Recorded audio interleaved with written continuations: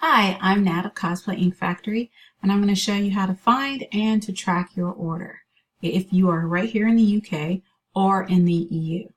All right, there are two emails that are sent out to you. You receive a confirmation email, and that email merely confirms that your order has been placed and a notification has been sent to me about it.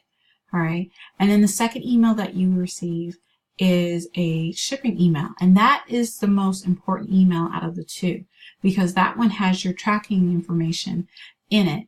So once you get that email, you can begin tracking your package.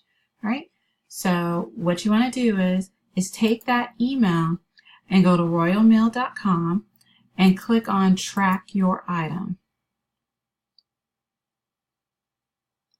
Then you want to enter in your tracking number and click track your delivery.